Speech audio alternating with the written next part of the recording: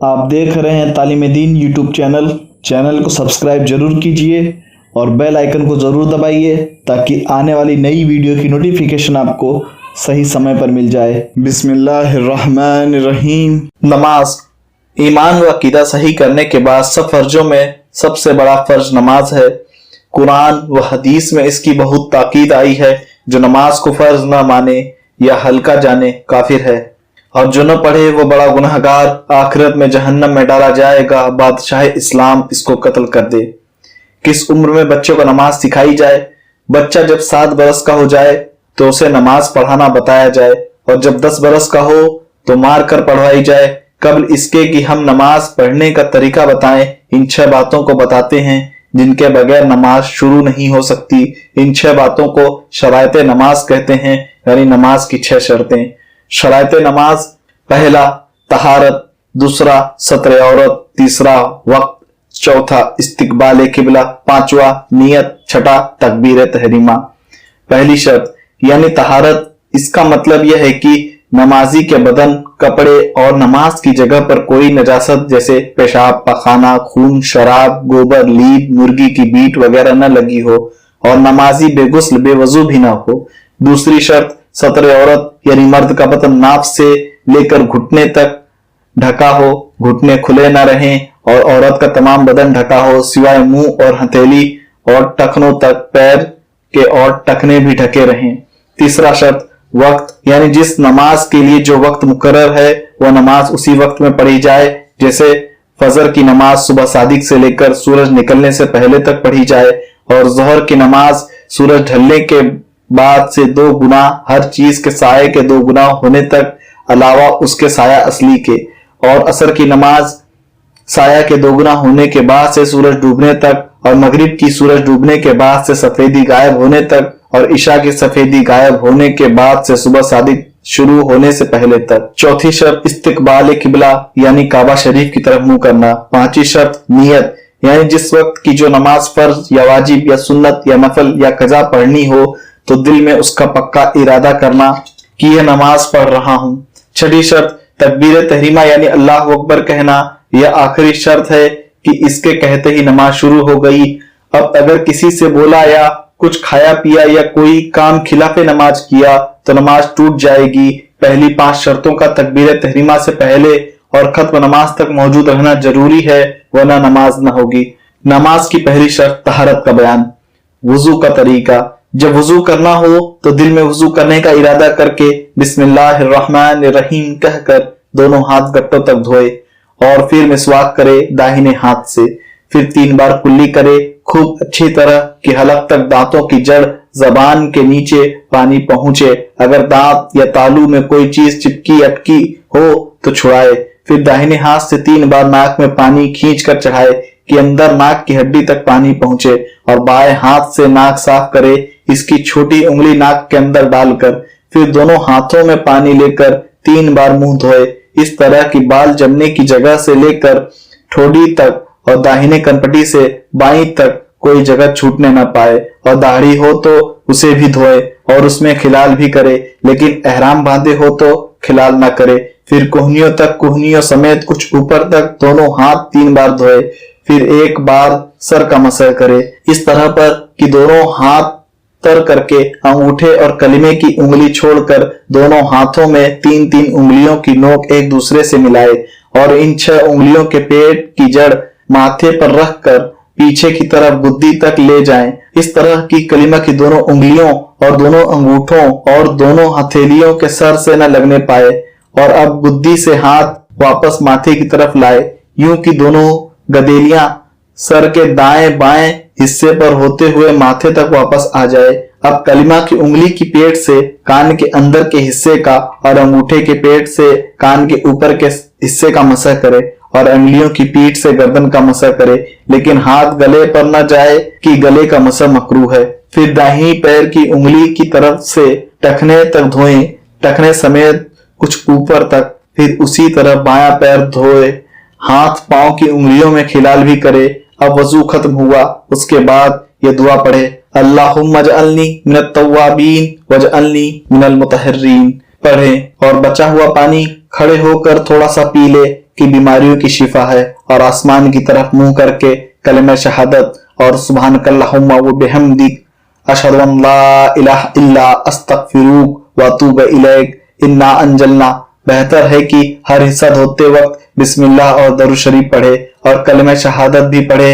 ये वजू का तरीका जो ऊपर बयान हुआ, इसमें कुछ बातें फर्ज हैं जिनके छूटने से वजू ना होगा, और कुछ बातें सुन्नत हैं जिनके कसदन छोड़ने की आदत काबिले सजा, और कुछ बातें मुस्तहब है उनके छूटने से सवाब कम हो जाता है। 3 दफा धोने का यह मतलब है कि हर हिस्सा 3 दफा अच्छी तरह धुल जाए, न कि 3 दफा चुल्लू में पानी लिया और आगे ठोड़ी पर लगाकर हाथ मुंह फेर लिया। 3 दफा धोने में चुल्लुओं की गिनती नहीं, चाहे कितने ही चुल्लू लेने पड़े, बल्कि 3 दफा धोने का हुक्म है। फराइज वजू। वजू में 4 बातें फर्ज हैं। पहला, मुंह का धोना, माथे की जड़ जहां से बाल जमते हैं वहां से लेकर ठोड़ी तक और एक कान से दूसरे कान तक मुंह की खाल के हर हिस्से पर एक बार पानी बहाना। दूसरा, कोहनियों समेत दोनों हाथ एक बार धुलना। तीसरा, चौथाई सर का मसह यानी चौथाई सर पर भीगे हाथ का फेरना या किसी सूरत से कम इतनी जगह का तर हो जाना। चौथा, दोनों पांव गट्टों समेत एक बार धुलना। ये 4 बातें वजू में फर्ज हैं, और इनके सिवा जो कुछ तरीके वजू में बयान की गई वह सब या सुन्नत या मुस्तहब है, और वजू की सुन्नत और मुस्तहब बहुत हैं। जो उन सबको जानना चाहे वो बहार शरीयत और फतावा रज़विया वगैरह देखे। किसी हिस्से के धुल जाने का यह मतलब है कि उसके हर हिस्से पर कम से कम 2 बूंद पानी बह जाए। भीग जाना या तिल की तरह चुपड़ लेने से या 1 आध बूंद पानी बह जाने से धोना नहीं होता। इस तरह धोने से वजू या गुस्ल नहीं होता। होंठ, नाखून, आंख के ऊपर, नीचे की खाल, बाल, पलक, बैरूनी जेवरों के नीचे की खाल, हत्ता की कील, नथ का सुराख, दाढ़ी, मूंछ के बाल के नीचे की खाल की कोई जगह या इन चारों हिस्सों में कोई जगह बाल की नोक के बराबर भी अगर धुलने से रह गई तो वजू ना होगा। वजू ना हो तो नमाज और सजदे तिलावत और कुरान शरीफ छूने के लिए वजू फर्ज है और तवाफ के लिए वाजिब। वजू के मकरूहात यानी वह बातें जो वजू में ना होनी चाहिए। पहला, औरत के गुस्ल या वजू के बचे पानी से वजू करना। दूसरा नाजिस जगह वजू का पानी गिराना।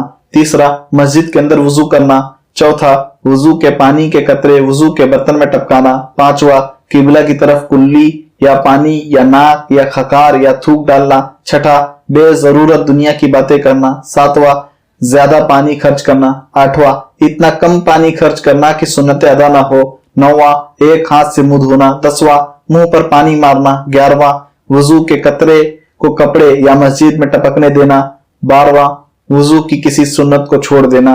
वजू तोड़ने वाली चीजें, पाखाना, पेशाब, पीछे से हवा का निकलना, कीड़ा और पत्थरी का आगे या पीछे के मकाम से निकलना, वदी व सफेद रतूबत जो पेशाब के साथ निकलती है, और मजी व रतूबत जो शहवत की हालत में इंजाल से पहले निकलती है, और मनी का निकलना, खून और पी और जर्द पानी का निकल कर बहना, खाने या पीना या पित्त या जमे हुए खून की मुंह भर के, जुनून, गशी, बेहोशी, इतना नशा कि चल्ले में पांव लड़खड़ाए, अलावा नमाज जनाजा के किसी नमाज में कहकहा, नींद, मुबाशरत, फहाशा यानी मर्द अपने आला की तुंदी की हालत में औरत की शर्मगाह या किसी मर्द की शर्मगाह से मिलाए और औरत आपस में मिलाए और कपड़ा वगैरह बीच में ना हो, इन सब चीजों से वजू टूट जाता है।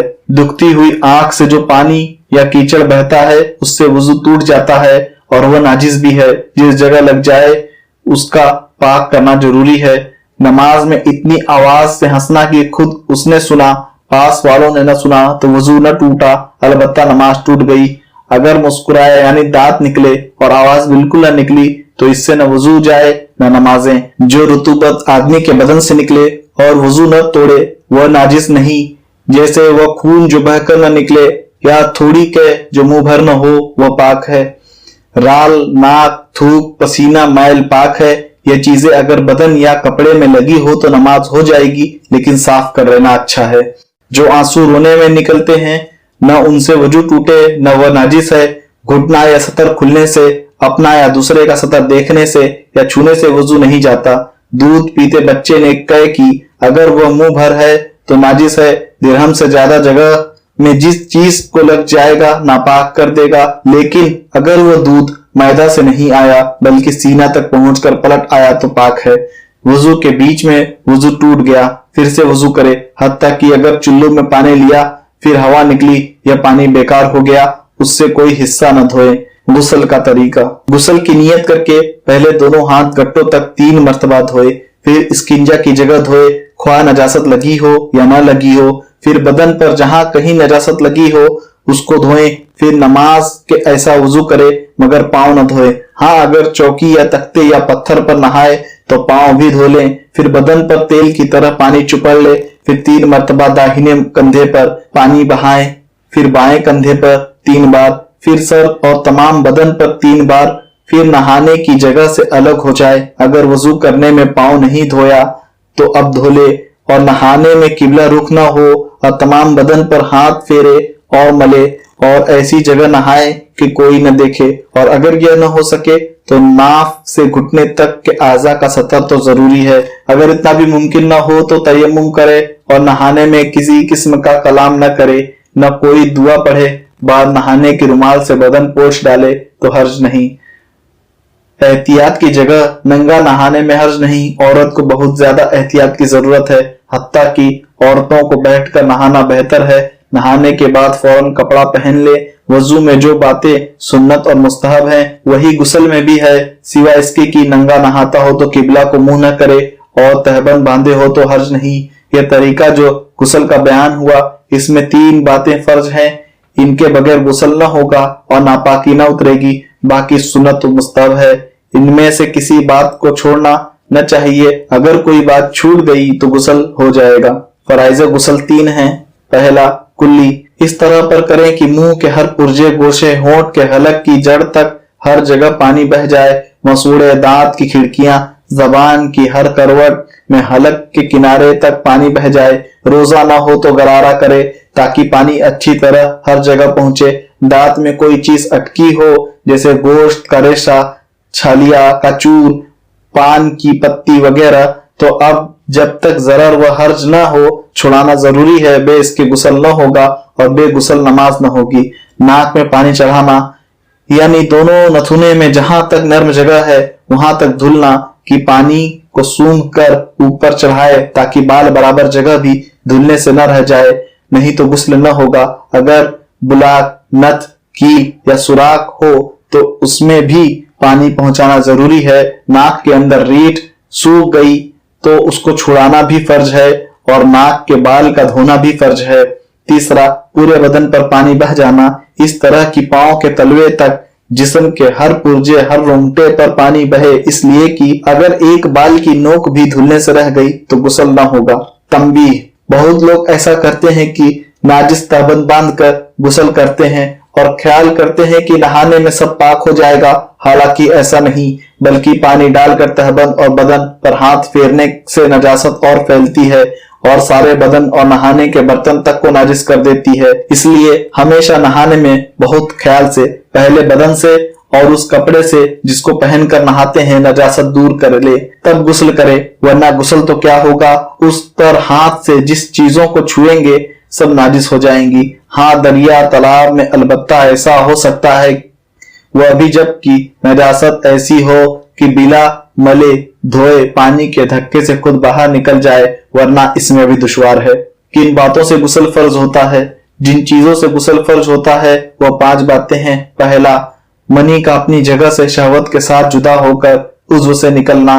दूसरा, एहतिलाम यानी सोते में मनी का निकलना। तीसरा, शर्मगाह में हशफा तक चला जाना, ख्वाह शहवत से हो या बिला शहवत, इंजाल हो या ना हो, दोनों पर गुस्ल फर्ज करता है।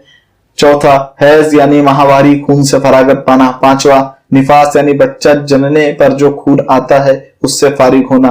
मनी शहवत के साथ अपनी जगह से जुदा न हुई बल्कि बोझ उठाने या बुलंदी से गिरने की वजह से निकली तो गुस्ल वाजिब नहीं, अलबत्ता वजू जाता रहेगा। अगर मनी पतली पड़ गई कि पेशाब के वक्त या वैसे ही कुछ कतरे बिला शहवत निकल आए तो गुस्ल वाजिब नहीं, वजू टूट जाएगा। जुमा, ईद, बकरीद के लिए, अरफा के दिन और एहराम बांधने के वक्त नहाना सुन्नत है। बेगुस्ल क्या काम कर सकता है और क्या नहीं।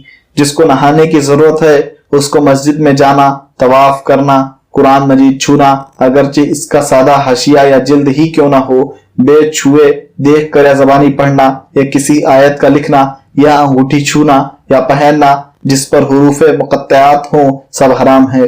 अगर कुरान शरीफ जुज़दान में हो या रुमाल वगैरह किसी अलग कपड़े में लिपटा हो तो उस पर हाथ रखने को हर्ज नहीं। अगर कुरान शरीफ की आयत कुरान की नियत से न पढ़ी तो हर्ज नहीं, जैसे तबर्रुक के लिए बिस्मिल्लाहिर्रहमानिर्रहीम पढ़ी और शुक्र के लिए अल्हम्दुलिल्लाहि रब्बिल आलमीन कहा, या मुसीबत और परेशानी में इन्ना लिल्लाहि व इन्ना इलैहि राजिऊन पढ़ी, या सना की नियत से सूरह फातिहा या आयतुल कुर्सी या ऐसी ही कोई आयत पढ़ी तो कुछ हर्ज नहीं, जबकि कुरान पढ़ने की नियत न हो। बेवजू कुरान मजीद या उसकी किसी आयत का छूना हराम है। बेछुए देख कर या जबानी पढ़े तो हर्ज नहीं। कुरान मजीद देखने में उन सब पर कुछ हर्ज नहीं, अगरचे हर्फ पर नजर पड़े और अल्फाज समझ में आए और ख्याल में पढ़ते जाएं। उन सबको फिकह व हदीस व तफसीर की किताबों का छूना मकरूह है। किस पानी से वुजू और गुस्ल जायज है और किससे नहीं। बारिश, समुंदर, दरिया, नदी, नाले, चश्मे, कुएं, बड़े हौज और बड़े तालाब और बहता हुआ पानी, ओला और बर्फ, इन सब पानियों से वुजू और गुस्ल और हर किस्म की तहारत जायज है। बहते हुए पानी की तारीफ और अहकाम। बहता हुआ पानी वह है जो तिनके को बहा ले जाए, यह पाक और पाक करने वाला है। नजासत पड़ने से नापाक न होगा जब तक यह नजासत उसके रंग या बू या मजा को न बदल दे। अगर नाजिस चीज से रंग या बू या मजा बदल गया तो नापाक हो गया। अब यह उस वक्त पाक होगा कि नजासत नीचे तह में बैठ जाए और ये तीनों बातें ठीक हो जाएं, या इतना पाक पानी मिले कि नजासत को बहा ले जाए, या पानी के रंग, बू, मजे ठीक हो जाएं। और अगर पाक चीज ने रंग, बू, मजा को बदल दिया तो वजू व गुस्ल इससे जायज है जब तक चीज दीगर ना हो जाए।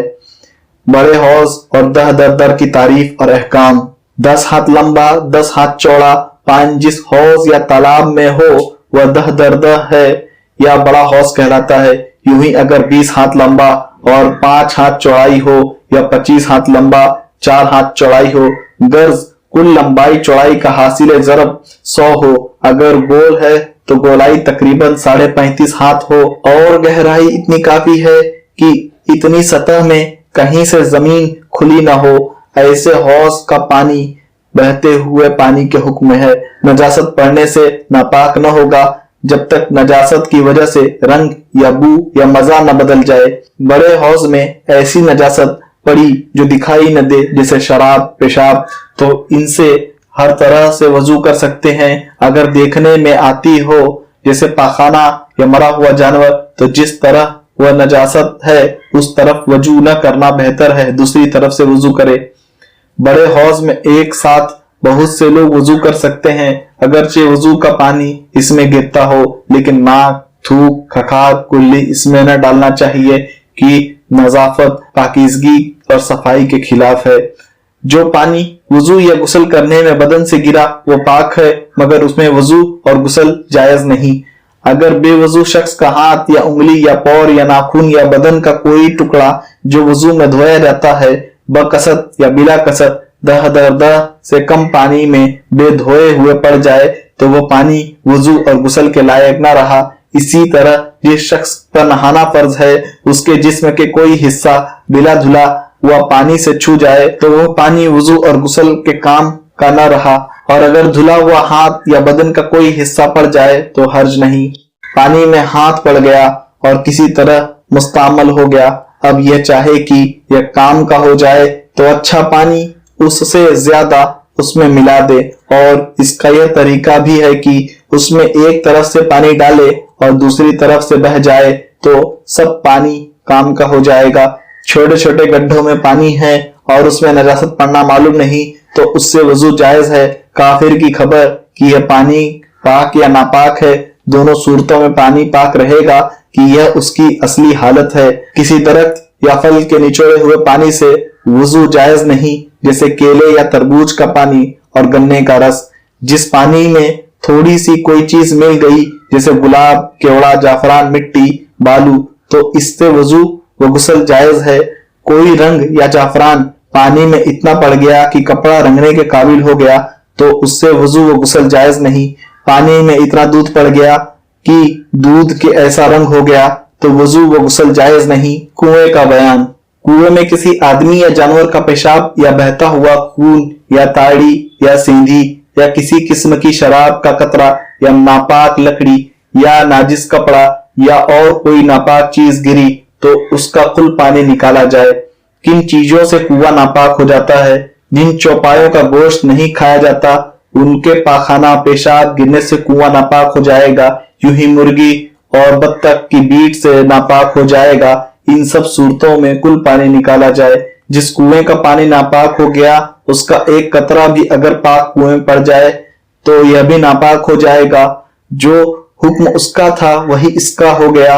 यूं ही डोल रस्सी घड़ा जिनसे नापाक कुएं का पानी लगा था पाक कुएं में पड़े वह भी नापाक हो गया। कब कितना पानी निकाला जाए कि कुआं पाक हो जाए? कुएं में आदमी, बकरी या कुत्ता और कोई दमवी जानवर उनके बराबर या उनसे बड़ा गिर कर मर जाए तो कुल पानी निकाला जाए। मुर्गा, मुर्गी, बिल्ली, चूहा, छिपकली या और कोई दमवी जानवर उसमें मर कर फूल जाए या फट जाए तो कुल पानी निकाला जाए।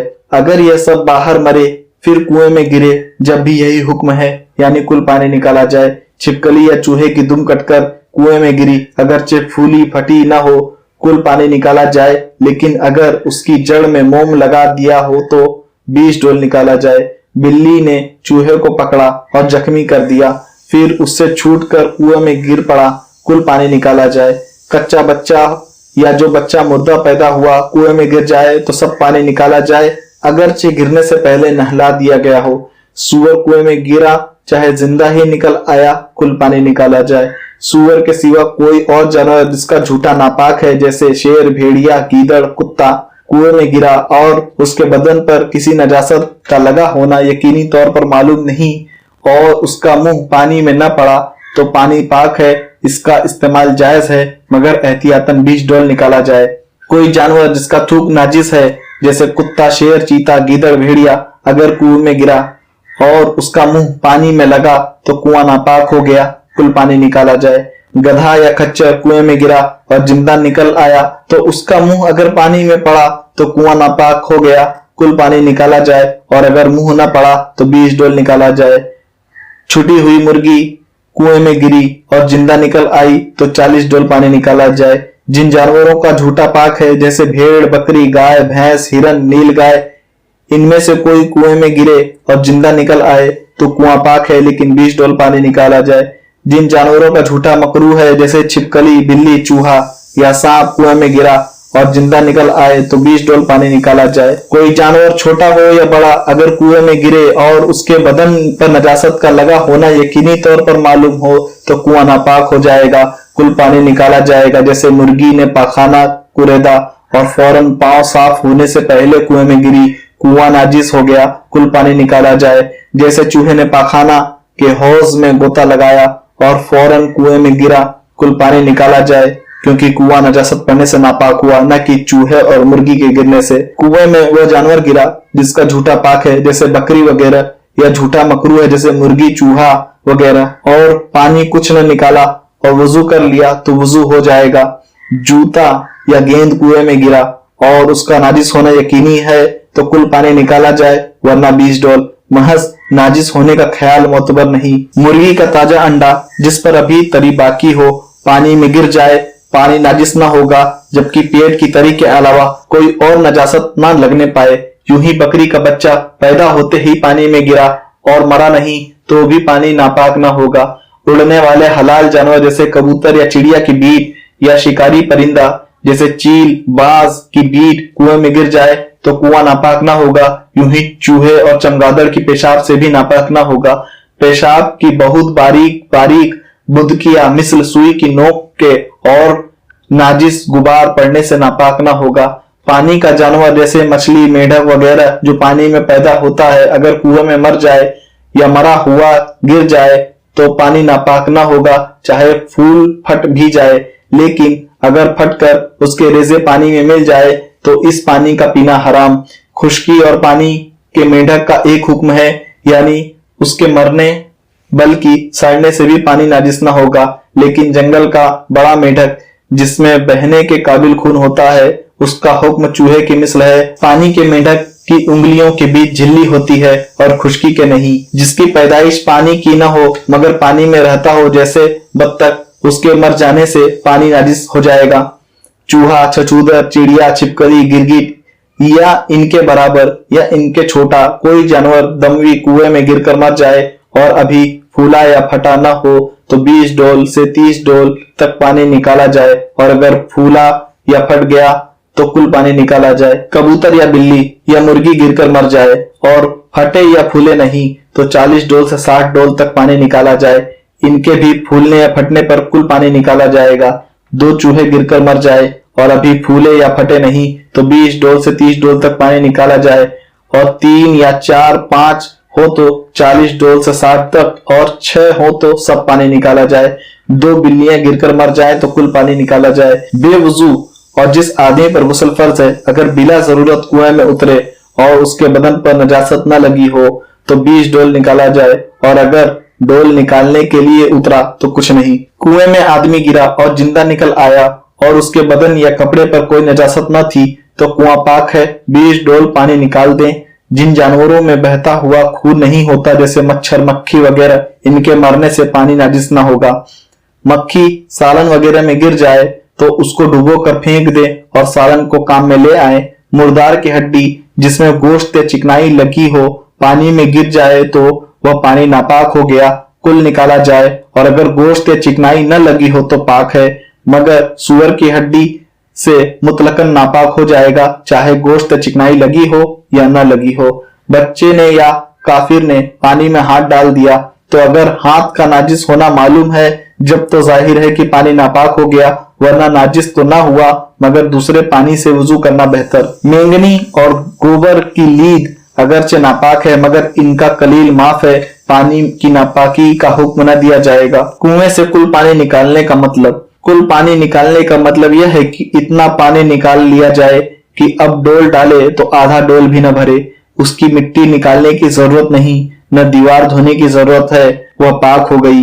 यह जो हुक्म दिया गया कि इतना इतना पानी निकाला जाए, इसका यह मतलब है वह चीज जो कुएं में गिरी पहले उसको निकाल ले फिर उतना पानी निकाले। अगर वह चीज उसी में पड़ी रही तो कितना ही पानी निकाले बेकार है। जिस कुएं का डोल मुकर्रर है, डोल की गिनती उसी डोल से की जाए, चाहे छोटा हो या बड़ा। और अगर उस कुएं का कोई खास डोल मुकर्रर नहीं तो इतना बड़ा डोल हो कि जिसमें 1 सा यानी 4 किलो 94 ग्राम पानी आ जाए। डोल भरा हुआ निकालना जरूरी नहीं, अगर कुछ पानी छलक कर गिर गया या टपक गया, मगर जितना बचा हुआ आधे से ज्यादा है वह पूरा ही डोल गिना जाएगा।